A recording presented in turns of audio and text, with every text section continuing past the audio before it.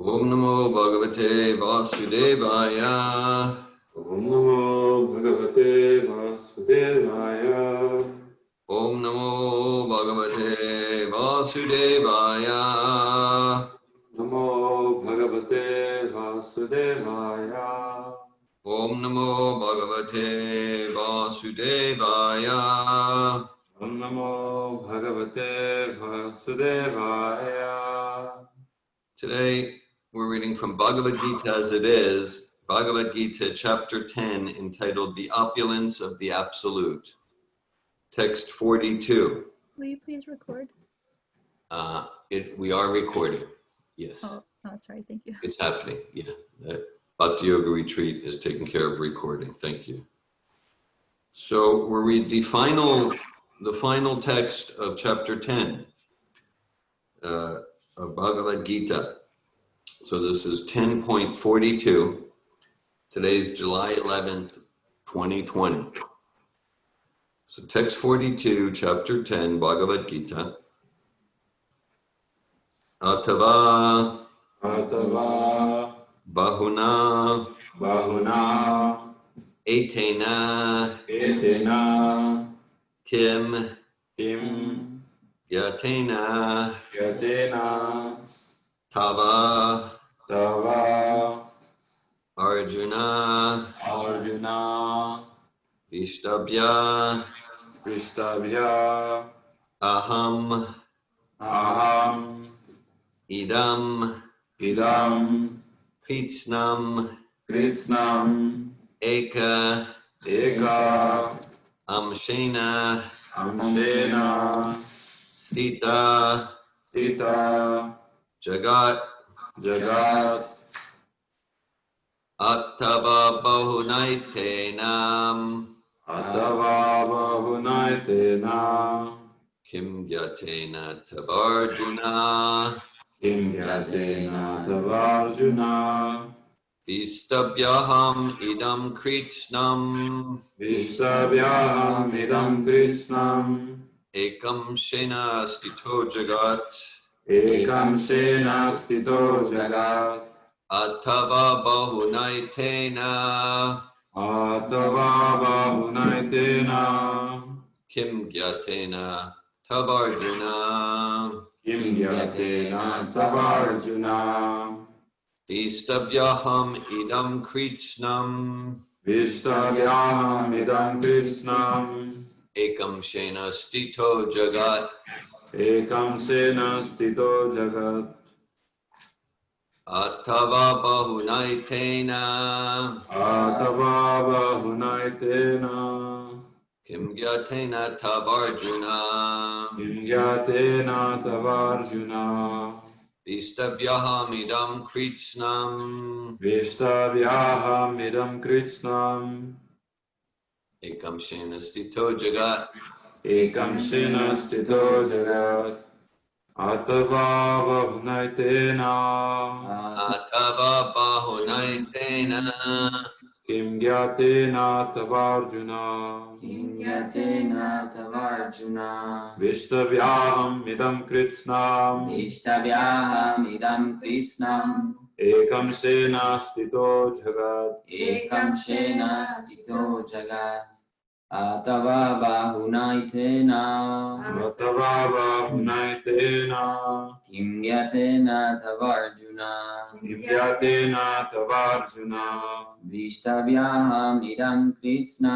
Vishtavyaham idam kritsnam Ekam shena stito jagat Atava bahunaitena Kim Yatena tavarjuna Vistabhyaham idam Krishnam Ekam shena stito jagat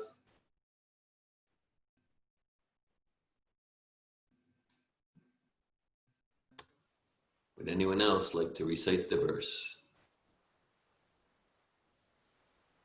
Okay, we'll go to the word for word. Bhagavad Gita, chapter 10, text 42. Atava or Bahuna, many, many, etena, by this kind, kim, what, gyatena, knowing, tava, you, Arjuna, O Arjuna, Vistabhya, entire, aham, I, idam, this, Krishnam, all manifestations, eka, one, amshena, part, stita, situated, jagat, in the universe.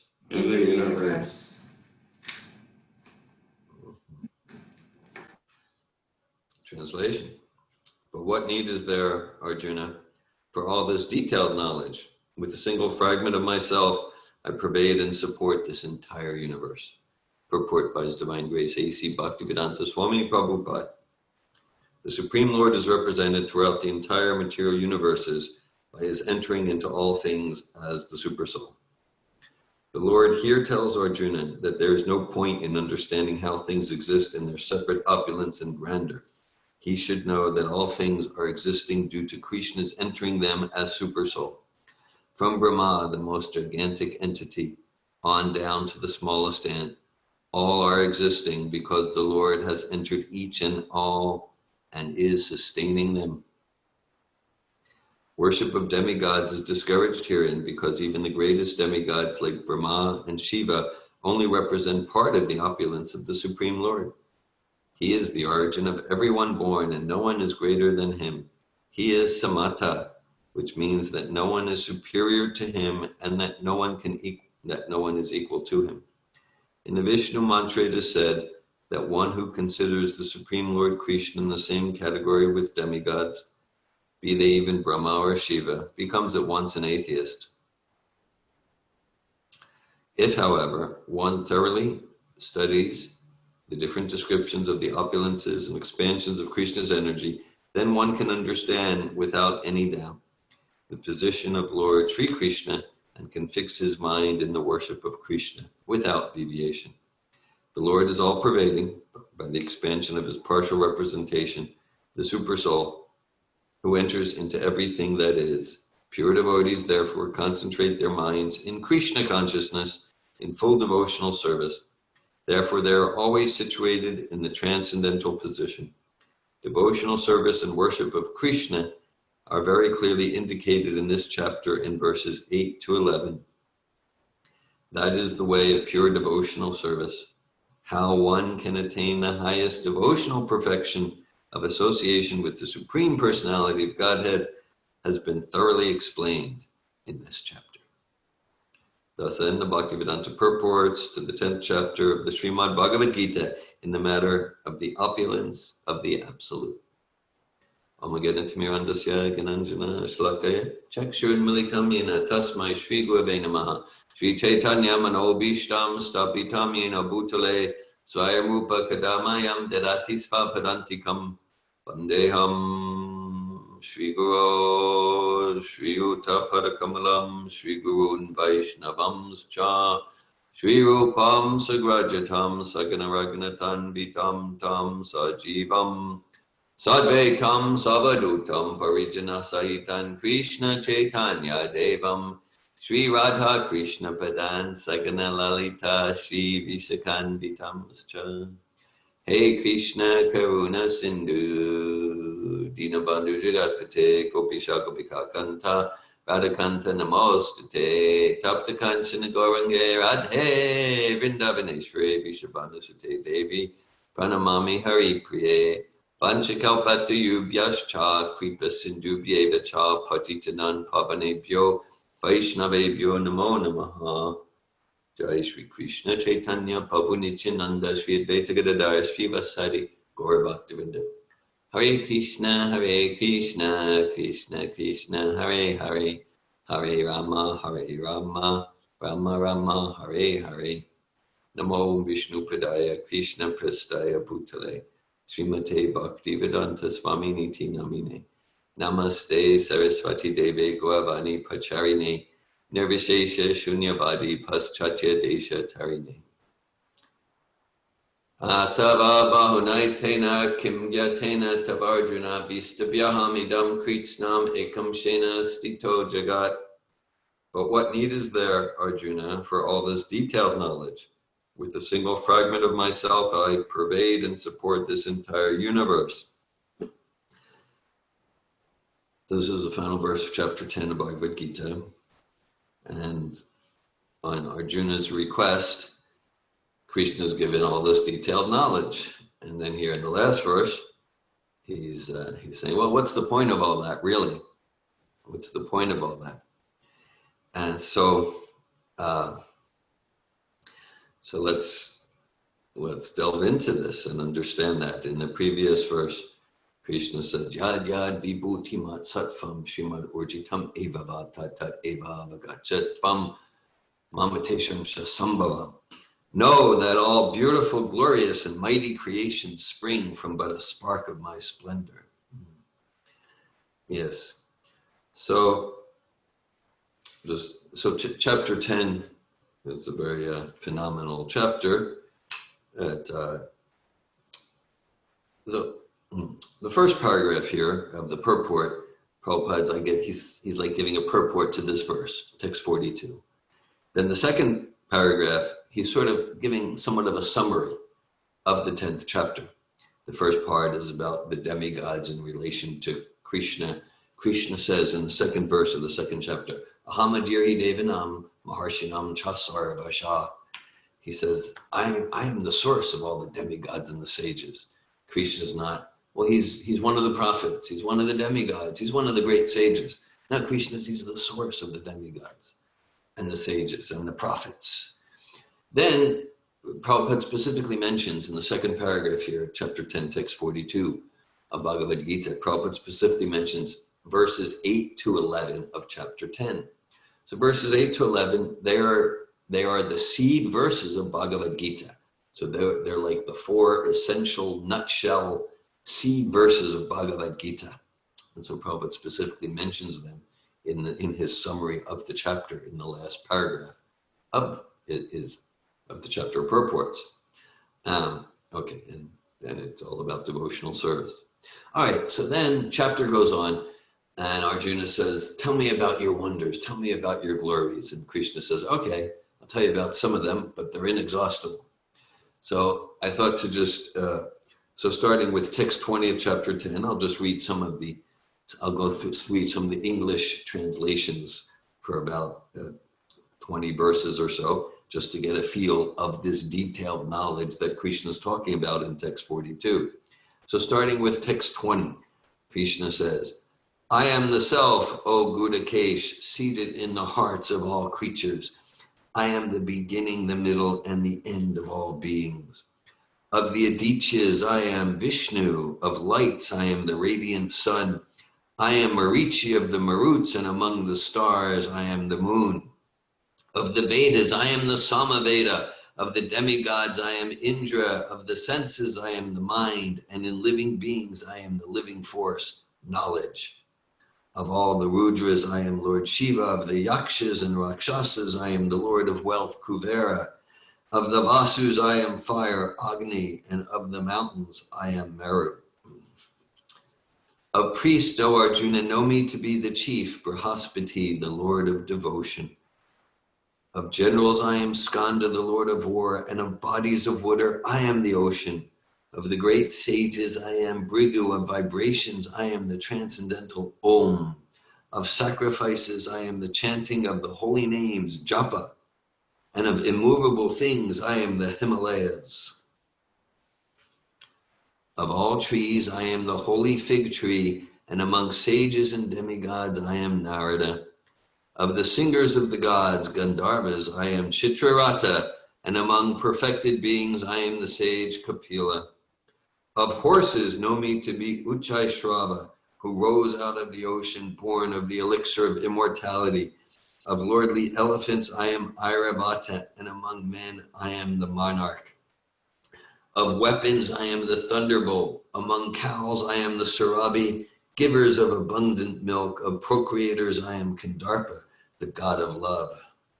And of serpents I am Vasuki, the chief. Of the celestial Naga snakes I am Ananta, of the aquatic deities I am Varuna, of departed ancestors I am Aryama, and among the dispensers of law I am Yama, the lord of death. Among the Daicha demons I am the devoted Prahlad. Among subduers I am Time. Among the beasts I am the lion, and among birds I am Garuda, the feathered carrier of Vishnu. Of purifiers I am the wind, of the wielders of weapons I am Rama. Of fishes I am the shark, and of flowing rivers I am the Ganges. Of all creations I am the beginning and the end, and also the middle. O Arjuna, of all sciences I am the spiritual science of the self, and among logicians I am the conclusive truth.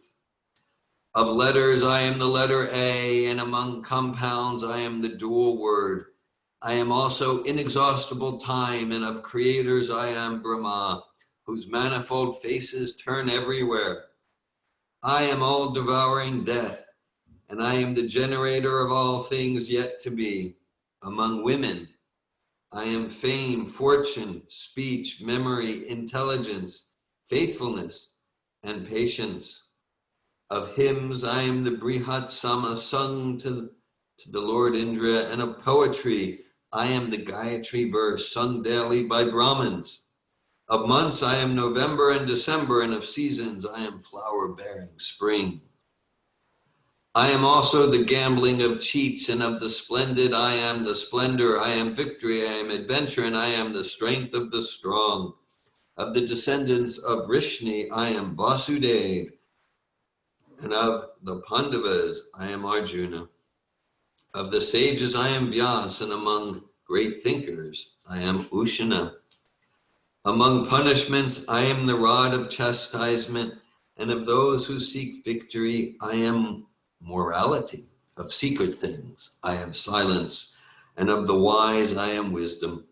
Furthermore, O Arjuna, I am the generating seed of all existences. There is no being moving or unmoving that can exist without me. O mighty conqueror of enemies, there is no end to my divine manifestations. What I have spoken to you is but a mere indication of my infinite opulences. Know that all beautiful, glorious, and mighty creations spring from but a spark of my splendor. But what need is there, Arjuna, for all this detailed knowledge? With a single fragment of myself, I pervade and support this entire universe. Hare Krishna. So, Krishna said, right, he says, I'm the generating seed of all existences. Yesterday we talked about, in response to a question from Anandini, from Ladini Shakti, yes, and we talked about how, yes, like the substratum of all existence, the substratum of all phenomena, that's Krishna. Well, it's the super soul, and then even more fine than the super soul, the source of the super soul, that's Krishna. The essence of all existence is personal, is that personality of Godhead. And then, so this whole universe. So, as we've discussed, so there's like three Vishnus. The Mahavishnu is the super soul of the whole material creation. And the Garbhodakshay Vishnu is the super soul of the universe, and then the Kshirodakshay Vishnu is the super soul in each atom and in the heart of all living entities. So so when Krishna says, with but a single fragment of myself, I pervade and support this entire universe, or in the previous verse, know that all beautiful, glorious, and mighty creations spring from but a spark of my splendor. So that spark, or that single fragment, that's the super soul. The super soul, the super soul, Upadrastana Mantaja Bharta Bhakta Maheshvara Paramatmeti Chapyukto Desmin Pushapura. Krishna says, I am the overseer and the permitter. Again, that's in his expansion as super soul. So super soul, the functions of the super soul are, yes, overseer and facilitator. Overseer and facilitator. So, we've, been through the logic that, we're not this body. The body changes, but there's some constant entity. Oh, I'm not the finger. I'm the owner of the finger. I'm not the car. I'm the driver of the car. Okay, and at the same time, we can see okay, so this whole I didn't create all of this. I didn't create the sun and the stars or my own senses. When we say senses, there's eyes, there's nose, there's touch. But in one sense, this eyes, nose, ears, these are like the vehicles through which the senses act. The actual sense of sight, sense of hearing, sense of taste, it's actually more subtle than this. And that's why when we say Shariram Yanavapnoti Yat Chapyut Kamanishram Greet Vetani Semiti Vayorgandan Ibashayat, that the soul carries the conceptions of life from one body to the other, as the air carries aromas. So when at the time what we call death, which is the stopping of the functioning of the gross body, okay, then the subtle body, which includes the subtle senses, takes the soul, and then the soul gets another ear and eye and nose and skin and things like that. So,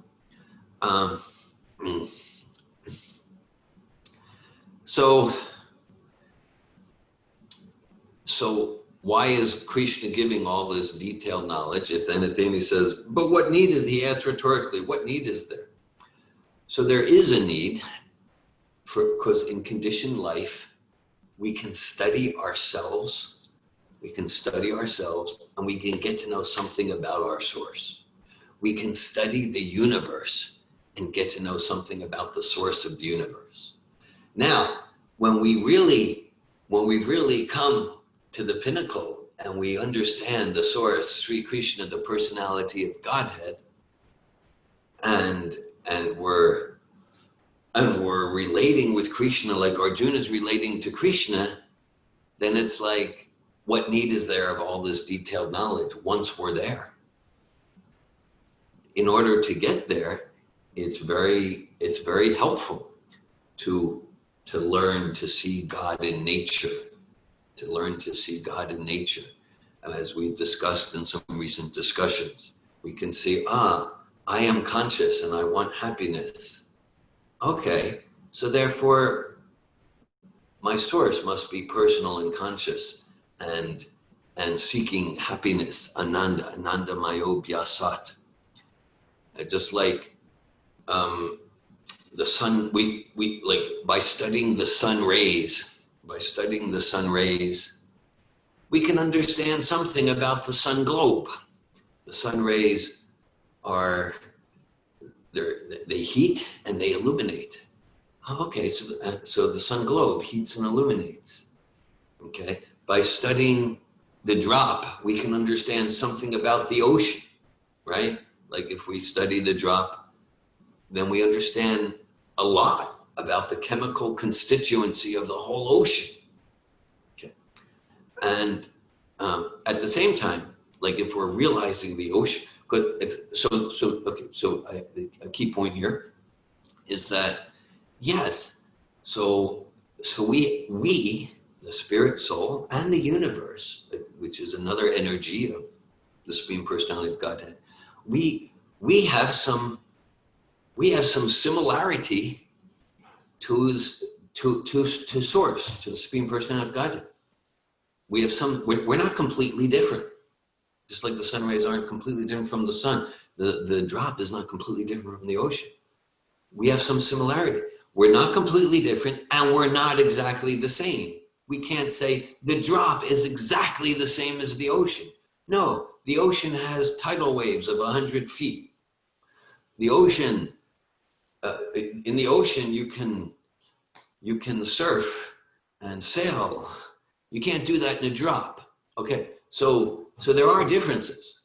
There are differences, but we can understand something about the ocean by studying the drop, something about the sun globe by studying the sun rays, something about the conscious personal source of everything by studying ourselves and by studying the universe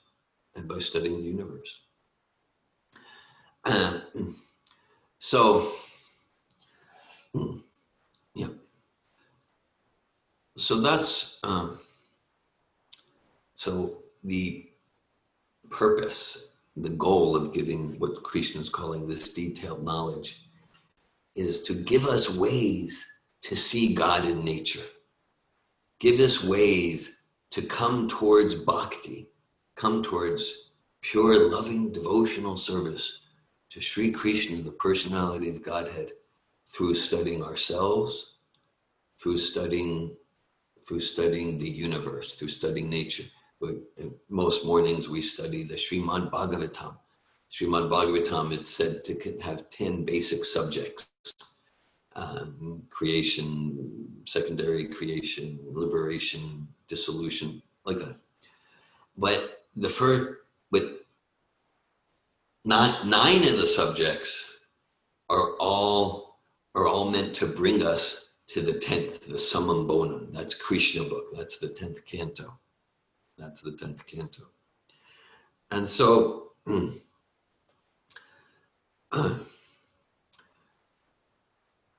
Krishna, well, just in reading through those 20 verses or so where Krishna describes some of his glories, each verse has components where it's such a fascinating discussion. Krishna says, of sciences, I am the supreme science of the self. So there are so many fields of human endeavor, science, art, craft, right, like that. Okay, and the supreme science, that's the science of self-realization. That's one of Prabhupada's shorter books, The Science of Self-Realization. Idam hi pumsas tapasa shutastiva suktasya sviktasya chambudi dateo avichu torta kavibir nirupito yarutamashlaka gunanu varnanam. So that verse talks about, it's Narada Muni speaking to Srila Vyasadeva, and he's talking about sciences. He's talking about physics and chemistry and political science and economics and social work and psychology. And the idea is that they find their perfection and completion in glorification of Uttama Shloka. Uttama Shloka is a name for Krishna. Like Tama means ignorance, Uttama means above ignorance, beyond ignorance, and Shloka means verses. So he who is glorified by the choicest transcendental verses of the Vedas, that's Krishna. So the purpose of all these fields of human endeavor, the purpose of all the detailed knowledge, looking in the microscope or the telescope, or analyzing our defense mechanisms, looking into the microscope of our heart, or the telescope of societal analysis. The purpose of all that is to come to glorification of Sri Krishna, the personality of Godhead. And because Krishna says, even with just the spark of his splendor, a single fragment of myself, spark of his splendor, he pervades and supports the entire universe. And right, so that's the super soul. The super soul is an expansion of Krishna that's in charge of the entire universe. And the super soul is just an expansion, going back like 9 or 10 times. And so one who's serving Krishna directly, like Arjuna, Krishna saying, like, yeah, you're realizing the entire ocean. There's no need to study the drop in order to understand what the ocean's about.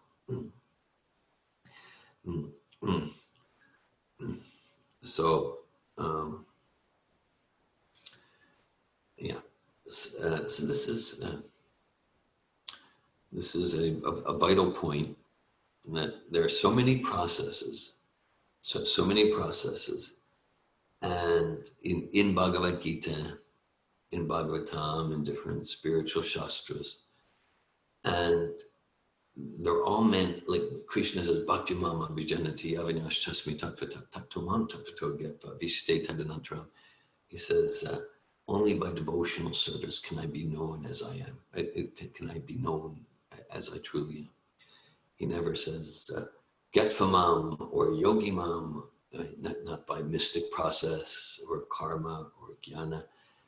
And all these other processes to develop mystic powers, to be religious and be a good person, to study and accumulate knowledge. Okay, they all have their place, and they're all meant to bring us to realize the actual love and joyful service propensity of the soul towards Sri Krishna. And if they don't, if we're not using those processes to bring us there, then Dharma svanustita pumsam vishvaksena katasya nodpadiyadya dhira tim shama evi kevalam. That's a verse from the Bhagavatam that says that occupational activities performed according to one's position, if they do not provoke and inspire attraction for the messages of the Supreme Personality of Godhead, Vasudeva, Sri Krishna, then Shrama Eva Kevalam, then they are certainly a useless waste of time. So this is about keeping our eyes and mind on the goal in whatever we're doing.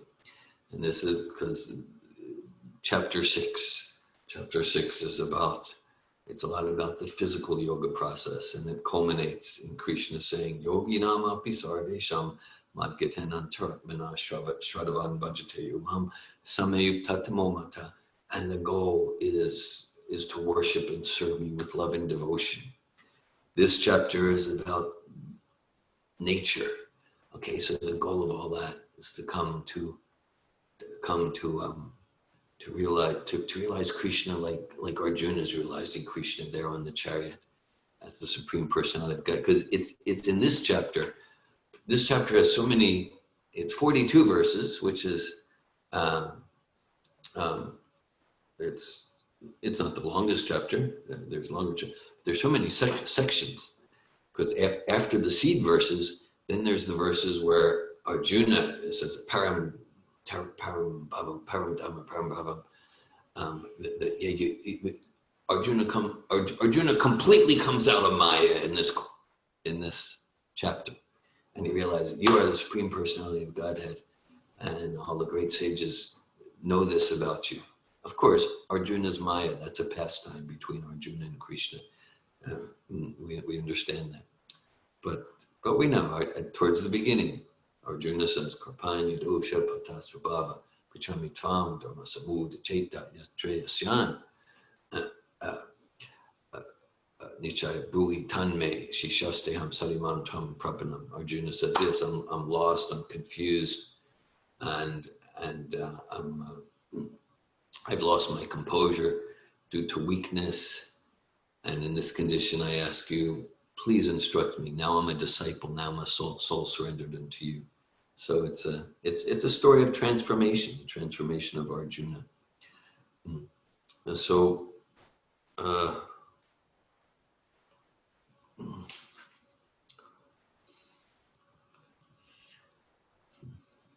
okay, I think I'll stop there. The verse reads, Atava bahunaitena kim getena tavarjuna distabhyam midam kritsnam ekam shena stito jagat. But what need is there, Arjuna, for all this detailed knowledge? With a single fragment of myself, I pervade and support this entire universe. Thank you for listening. I welcome any comments or questions.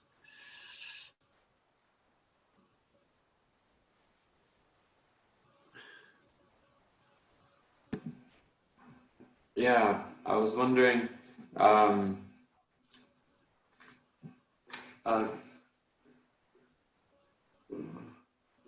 Krishna says, due to Krishna's, in the purport, it says, due to Krishna's entering them as super soul, like things exist and are sustained because Krishna enters them as super soul. And I'm wondering like how, like if everything is Krishna, how does Krishna enter anything? If everything is Krishna, how does Krishna enter anything? Okay. Yeah, everything is Krishna. In the previous chapter, there's verses and purports that says, your grandmother is Krishna. That. So this gets into, seeing how everything's Krishna and everything's not Krishna. In the 7th chapter, Krishna says, Umirpo nalo vayu kamana buddhirevacha ahankarami tiyame bina pakriti astada. And he talks about earth, water, fire, air, ether. And he said, mind, intelligence, the material energy is my separated energy. So it is Krishna. It is Krishna's energy. And the energetic, the sun rays are not different from the sun globe. So the material energy, yes, it's Krishna in a sense. And at the same time, it's not conscious. It's not conscious. It's separated. It's separated from Krishna. So it becomes, each atom and each manifestation becomes manifested when Krishna enters in the form of the super soul. When Krishna enters in the form of the super soul. So the super soul is Krishna. And material energy is Krishna. At the same time, they're different. They're different energies. And one is supremely. One is Vishnu Tattva, and the other is Bahiranga Shakti. It's the external energy, unconscious, dead matter, external energy, and so it appears animated when super soul enters. And we take the analogy of the government as Srila Prabhupada takes sometimes on that. Like he says that, in a sense, a ruler of a government, everything is in his energy. Like the university has his energy, and the prison has his energy, and everything is his energy. And still his person is separated from his energy, but still he can enter a prison or he can enter a university. Yes, yeah, thanks for that, Melanie. Yes, the government example and the king's representative. The representative is non-different from the king, and they're different, and they're different. It's another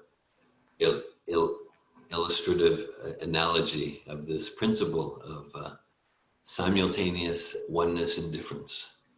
And it's achintya beta beta tattva, inconceivable simultaneous oneness and difference. And we get real, it's inconceivable, doesn't mean we can't understand. It means the process for understanding is the process of following in the line of Arjuna through loving devotion. And then we get more and more realization of how is the material energy and the super soul and the jiva, they're all one. And they're all different, and they're all distinct. And we get realization, in a sense, Vedeshu Dula Bamadula Bamatma Bhaktal, that even the greatest Vedic scholars, they won't get it. They won't get it. Now, but at the same time, our line is full of scholars. Srila Prabhupada, Bhaktisiddhanta, Bhaktivinoda Thakur, the Just Goswamis, these are literary geniuses. I mean, these are scholars. And also our line, we have Gaurikishore Das Babaji. In his pastimes, he was illiterate. I heard he couldn't even sign his name, like that. So, I mean, it's not dependent on scholarship. And so if we're engaging in scholarship, which as we're doing right now, we're engaged in some scholarly philosophical discussion. And the idea is, and then it's fruitful if we have bhakti motivating us in the scholarship. Like, that's why it's like, so Vedanta, scholarship, bhakti Vedanta. Like that. Siddhanta, scholarship, bhakti Siddhanta, like that. So, yeah, thanks to the government analogy, yes, and just like, same thing, that the representative of the king, he might be going to a foreign country, and the foreign country treats him as non-different from the king. He is as good as the king. They are one. And they're not completely the same. They're not completely the same. The the foreign representatives won't give, they're not going to treat them exactly the same as like if they went to the kingdom and met the king like that. So it's one, it's not completely different, it's not exactly the same. Thank you. It's also, I'm thinking like this, like when Krishna also he enters the realm of the material energy, let's say, as Krishna to perform his pastime in Vrindavan. And so it's in a sense, he enters the material energy as super soul and he enters the material energy as Krishna. And then Mother Yashoda, when she looked into the mouth of Krishna, she saw that Krishna was everything. So he was everything, but he was also one and different from everything at that moment. Yeah, Mother, thanks for that. Yeah, that's one of my favorite pastimes. Mother Yashoda, wanted to see if Krishna ate dirt. She wanted to see who's lying. Either Balaram and the coward boys are lying, or Krishna's lying, and she wanted to figure it out. It's like that because she didn't want Krishna to get sick by eating dirt.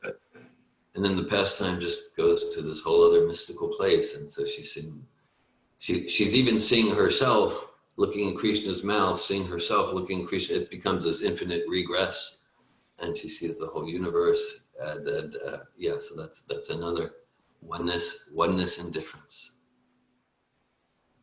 Thanks for bringing to our attention Mother Yashoda looking into Krishna's mouth. Hare Krishna. Hare Krishna. So, can you hear me? Yes. Thank you for the class.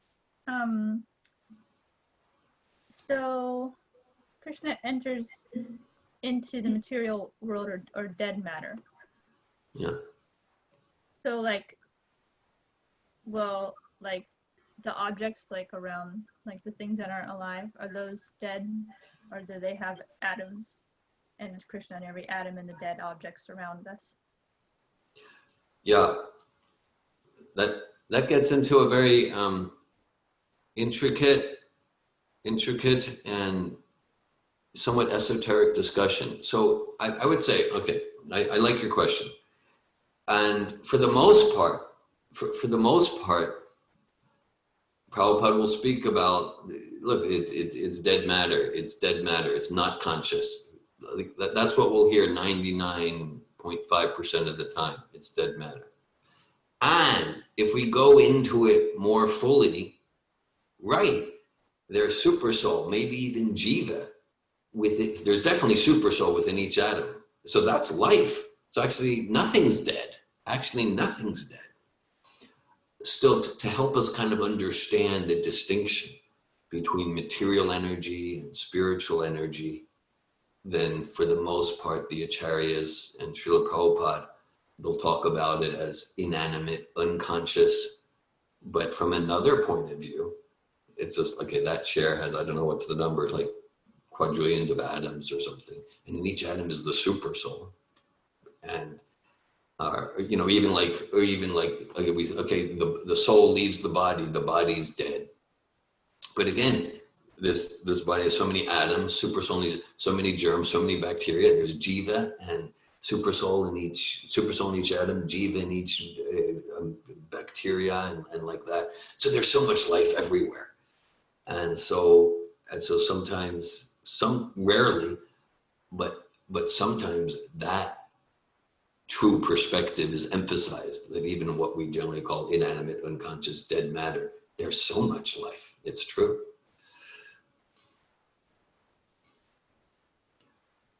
I never thought about that. And I like that, taking that perspective on for a little bit. I don't know how, if it would mess with me, it would be disorienting to live from that perspective. But I could just have a lot more reverence for everything around me. Yeah.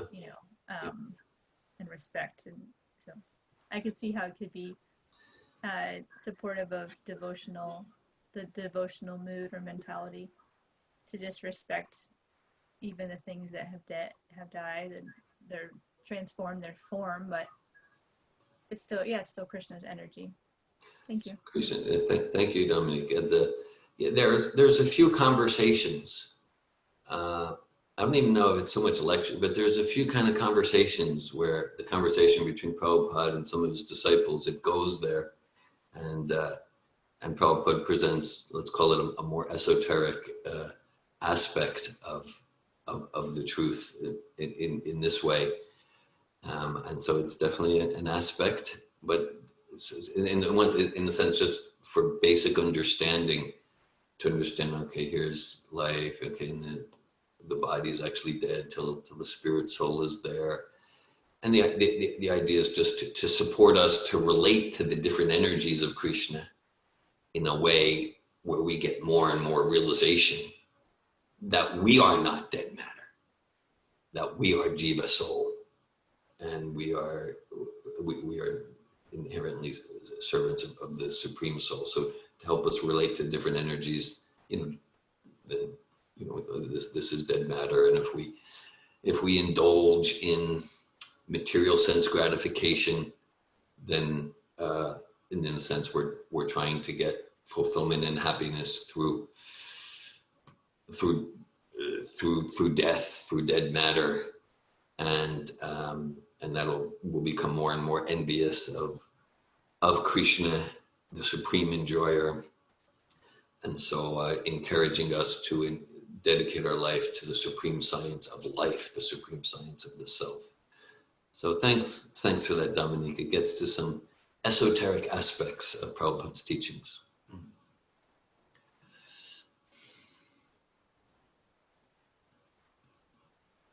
Hare Krishna.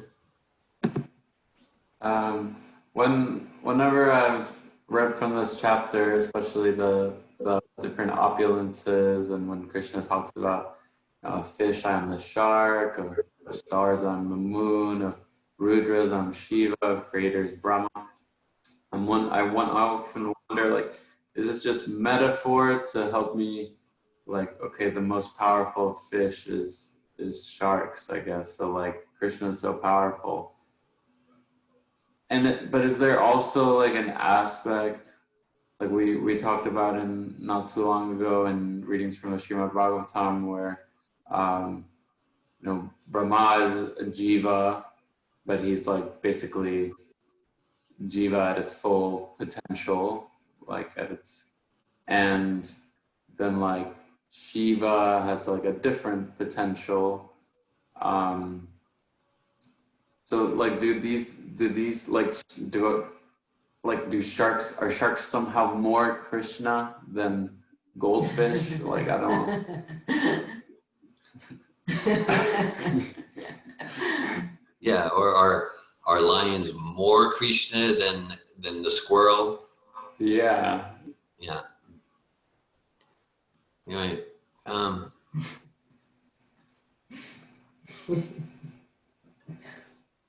I guess my understanding is that it depends on the consciousness of the observer. It depends on the consciousness of the observer. So an observer who's that Uttama Adhikari is fully realizing Krishna in the squirrel and the goldfish. And so Krishna's more present and more present and apparent in the squirrel and the goldfish for the Uttamadhikari than Krishna is in the lion and shark to someone like me. So here the principle is Krishna saying in different categories, the most powerful, the most intelligent, the most supreme, that represents a vibhuti avatar, right? We usually think of 6 categories of avatar. This chapter in sense presents a 7th category of avatar, the vibhuti. This is a special representation of Krishna's potency. Okay, and so the idea is when we see something mighty, a thunderbolt, or the ocean, or the sky, or the sun, or we see something mighty in some way, especially talented, or like that, and then we can remember Krishna with that. At the same time, Krishna can be fully can fully empower the squirrel or the goldfish in the same way. And so I see it, it's a relationship between Krishna and the living entities. And so, yeah, I mean, I would say, like, for the Uttama Adhikari, the pure devotee, every manifestation in the universe is a Vibhuti avatar of Krishna. Yeah, thank you. That's helpful. One thing that came up while you were speaking for me was like thinking about sunsets and sunrises, but especially sunsets, like how there's like a sacred beauty that a lot of people connect with divinity in a sunset. Well, it's like that sun is the same midday or in sunrise and everything, but it helps us when it's like decorated in a certain way to see it like divine. Yes. Yeah. You're taking this principle to the experience of sunsets, sunrise and sunset, especially sunsets. I like that. Thank you. I'm thinking also in terms of Narayan's question. The way I've seen it, thinking about it, is that Krishna has so much opulence, and it's just a spark that is present in the 10th chapter. However, it seems that in those sparks, maybe he manifests his opulence in a certain way. You know, the mightiest, or like you say, there's so many opulence, and it's not that they are more Krishna, but they are definitely manifesting an opulence of Krishna more than another form. Yeah. You know, like if we take, I don't know,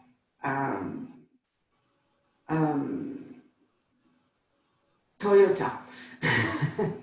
If we take Toyota, okay, they have the Yaris, which is a little car. It doesn't really manifest much of the opulence of Toyota.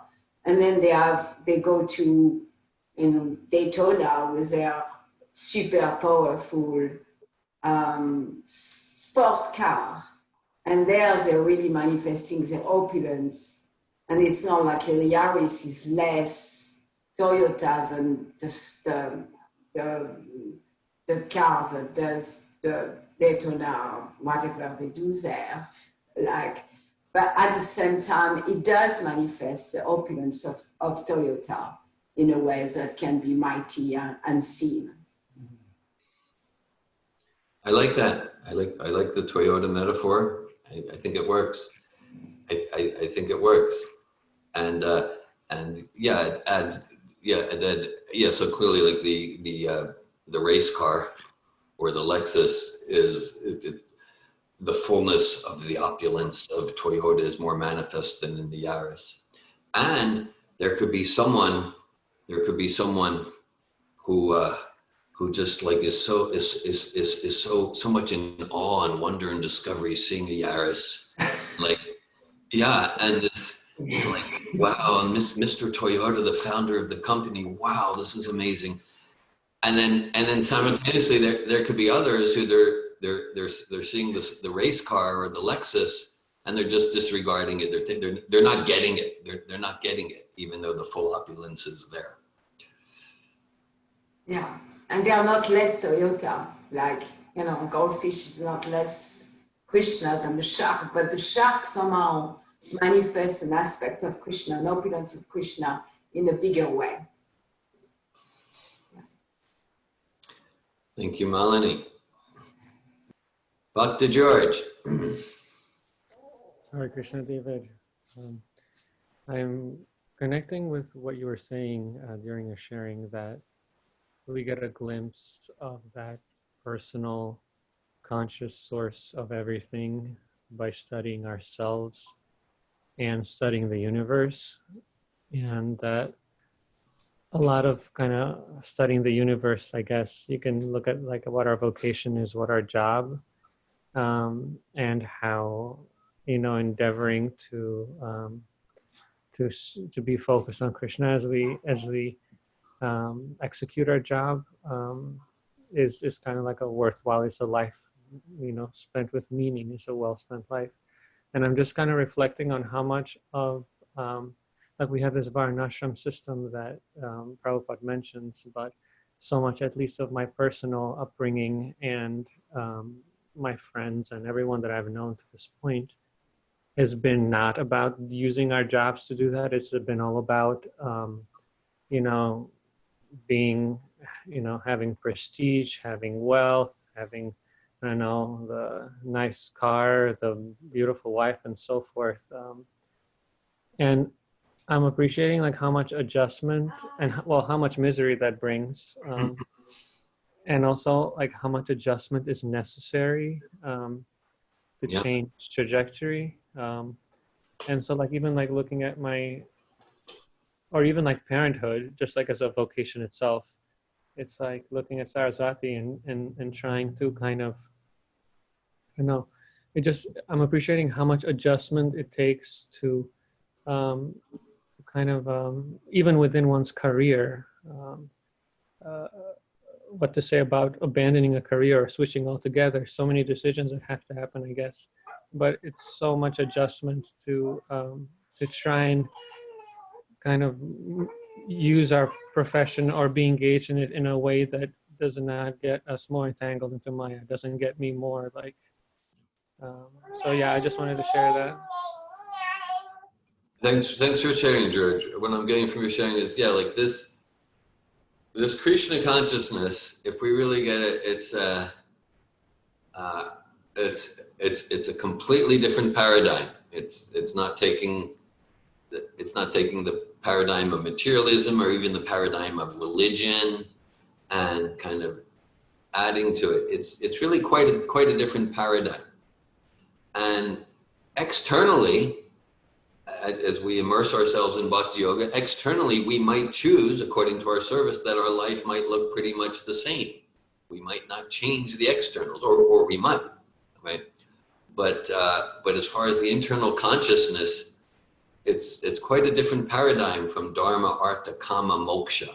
Yes, I'll be a responsible person, and I'll have enjoyment of the senses, and I'll have wealth, and then Janasya Maho Yamaha Mameti Ato Viter, and I'll have a house and a land, and I'll have a position in society, friendship and love.